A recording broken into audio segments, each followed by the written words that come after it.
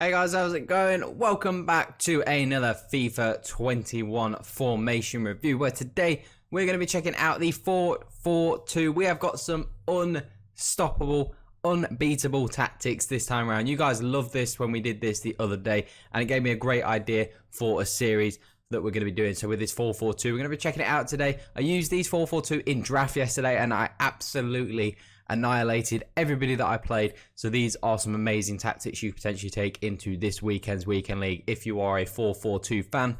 So without further ado, going into these 4-4-2, these are the tactics that we settled on with the 4-4-2. Now, I went for pressure on heavy touch. Now, in this formation, the press is a lot more effective. You could even go for a press after possession loss if you choose.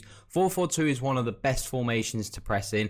It man marks your opponents so well. You know, other formations, press is very subjective in certain formations. 4-4-2 is one of the best formations in the game. As I said, it man mark your players so very well, and it just makes it really difficult for you to get out. So you could potentially try press after possession loss.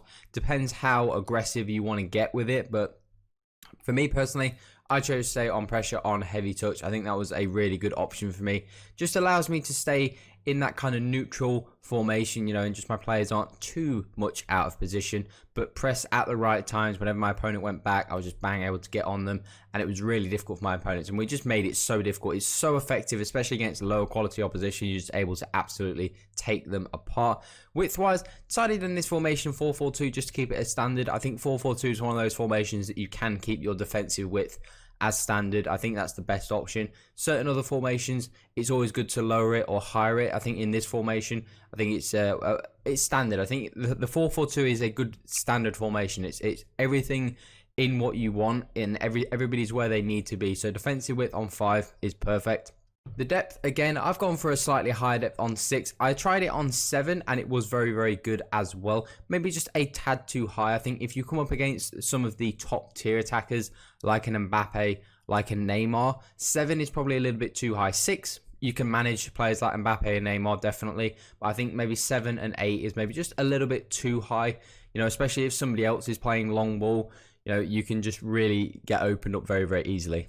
So 6 gives you a good balance. You're still able to keep those strikers in front of you, but still kind of push high enough up the pitch that you're not too deep. You know, it's very good for creating chances as well with your players higher up the pitch. You've got more chance of scoring goals. With that being said, moving on to the long ball. Now, long ball is my favorite offensive style. I did give fast build-up a go. I gave fast build-up first dibs this time around because I think when it comes to offensive style, you want to go with long ball or fast build-up. For me personally, I did not like fast build-up in this formation. 4-4-2 is not a good formation for fast build-up.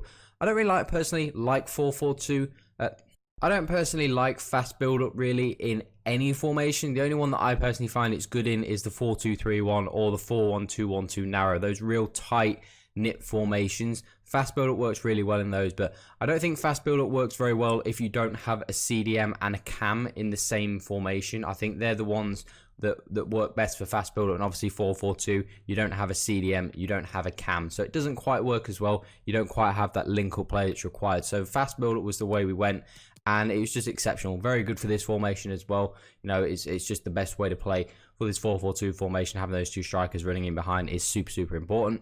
And then the last bit of important news on the tactics is the offensive style, the width. We've got on 3. Now, the reason why we've gone for 3 is just to get those wingers involved. Obviously, it means that the wings are going to be open for our opponents when they do like to press out. Obviously, our defensive width is 5, so we go from a slightly narrow when we're off, in the offense, and it, goes slightly wider when we're defending. So it gives your opponent just that opportunity when you do lose the possession that the wings will be open for them. But for me personally, when I'm attacking, it's going to mean that my wingers, it's more for those left and right midfielders, just to get them involved, get them in a good starting position, and just give them the opportunity to really get involved in the build-up, in the attacking part of play. Because if you just leave them on maybe 5 or 6, you'll find that they just get stuck out on the wing and they don't get involved. They're just kind of there for a pass every now and then, but for most of the game, they just end up being passengers. So 3 is the way to go.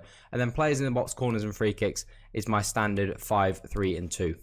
Then moving on to the instructions. Alisson in goal. We have got comes to crosses and sweeper keeper. Pretty much just the standard stuff I use for every keeper. As I mentioned in yesterday's squad builder, I don't think your goalkeepers really makes a difference. I think, I've got Alisson just because he gives that strong link to Van Dijk. It's just goalkeepers are there just really for chemistry purposes and nothing more. I think they kind of all perform the same, and it doesn't really matter too much. I don't think it really matters even what your instructions are. Even sweep keeper is not the best, because I don't think your keeper sometimes comes out when he should. You know, he just kind of hovers around the edge of the box, and that's kind of it. Then moving on to the back four, and especially the fullbacks, we've got the whole back four on stay back while attacking and conservative interceptions. Now, the reason why we've gone for stay back while attacking on the fullbacks, naturally we don't need them going forward. We've got plenty of attacking, prowess up front. But conservative interceptions, the main reason why we've gone for conservative interceptions is because the two central midfielders, which are Sissoko and Alan, are both on balanced attack. Now, we've got a lot to unpack here. Now, firstly, the reason why they're on the conservative interceptions is because these guys, normally you would have them on stay back while attacking, and these guys would be on normal interceptions. So if Van Dijk comes out to try and intercept the ball, maybe there's a cam in there, and he comes trying to intercept the ball, normally one of your DMs, so on the right hand side, Alan, would normally be close enough by that he could drop into that centre back slot. However, when you're playing with these two DMs like we're playing with them on balanced, you don't have those midfielders are sort of 10 yards further away. So if Van Dijk now, if you have him on normal interceptions, jumps into a tackle, there's going to be no one there to cover. You're going to have to maybe pull Bellerin, for example, my right back Bellerin across, and he's going to have to maybe come across.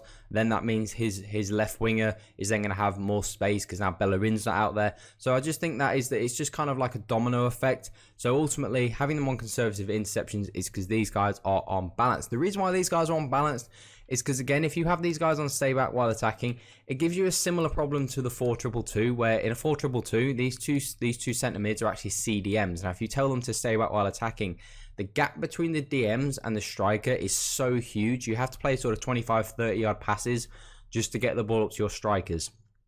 So the main purpose for having these guys on balance is so that it's a bit more fluent in midfield, and it's a lot easier for you to play and try and attack, because if these guys are really defensive, just makes it super difficult for link up play and just passing and just general possession. So these guys are on balanced for that main purpose. We've then got the two wide midfielders. We've got Neymar and Sadio Mane. Now, the main thing for these two is the cut inside on chance creation. We've got that just so those guys get involved. Now, you can try out free roam if you do so like. I didn't find it's as effective. It's more effective, in my opinion, on the wide cams in a 4-2-2 than the wide midfielders. I just think they don't seem to kind of be as intelligent with their runs. So we've got them on cut inside, and that kind of really layers on top of what we said with the offensive style, where we've got it on 3. So they have a slightly narrower starting position. Guys like Neymar and Mane, they're not quite as wide, so they're again much easier for you to link the play. Sissoko and Alan, now they're on balance, they're slightly higher at the pitch. Neymar and Mane are slightly tucked inside, almost like inside forwards, if you like. So it just makes it much easier for link up play, and you still have plenty of options. So it just makes it much easier to get these guys involved on the wing. The getting behind, again, really suits what we said about the long ball technique. Just allows those guys to really get in behind and just follow that path. We've then got the two strikers. We've got Owen and Mole, who, firstly, I didn't mention about Alan and Sissoko. It's probably not the best players to have in this position, two actual defensive midfielders. Probably someone like a Mole is good for this formation in that central midfield role.